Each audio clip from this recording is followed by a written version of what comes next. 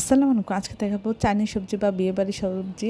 অসাধারণ লাগে এই সবজিটা। আমরা এখানে নিয়েছি গাজর, পেঁপে, পাতাকপি, পেঁয়াজকলি, সিম। আপনাদের পছন্দ মতো সবজি এখানে দিতে পারেন। দিয়ে আমরা হালকা 10 মিনিট সিদ্ধ করে নিয়েছি, অর্থাৎ বলক আসার পরে আমরা অল্প কিছুক্ষণ সিদ্ধ করে আমরা এটা চুলা বন্ধ করে দিয়েছি। তারপরে এই যে এখানে পানিটা আমরা ফেলে দিব না, আমরা রেখে দিব।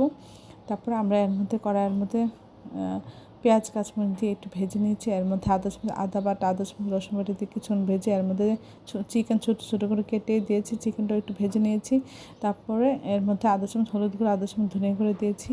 দিয়ে আমরা সবগুলো ভালো করে কষে নিব। নিয়ে তারপরে আমরা সবজিগুলো দিয়ে দিব। সবজিগুলো কিছুক্ষণ আমরা মাংসের সাথে কষিয়ে নিব। কষানোর পরে আমরা এর মধ্যে যে সবজি সিদ্ধর যে পানিটা ছিল সেটা দিয়ে দিব।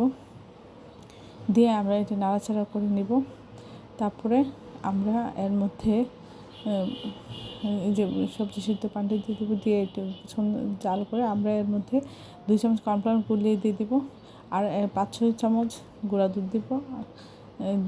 দিলে এই গুঁড়া দুধটা দিলে হচ্ছে এর মধ্যে সাঁই একটা ফ্লেভার আসে, অনেক টেস্টি হয়, খেতে অসাধারণ লাগে। তারপরে আমরা এর মধ্যে একটু ঝোল থাকা অবস্থায় নামিয়ে নেব। আর এর আগে আমরা 5 চামচ সয়া সস দিব। সয়া সস দিলে এর টেস্টটা বেড়ে যায়। আপনার চাইলে এর মধ্যে টেস্টিং সল্টও অল্প করে দিতে পারেন।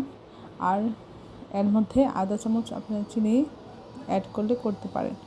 এভাবে আমরা একটু ঝোল থাকা অবস্থায় আমরা এটা নামিয়ে পরিবেশন করব। অসাধারণ লাগে।